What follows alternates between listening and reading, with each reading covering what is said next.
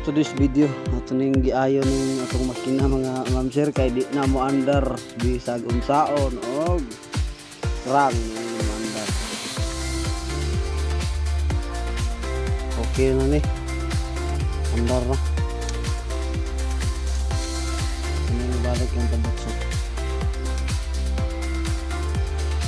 Basta ato ang gamit ato ning praktisan og ayo kay para makahibalo po mo ayo-ayo. Ay, ato sa sulayan o paandar mga ma'am sir. So, kabalo ba ta maayo?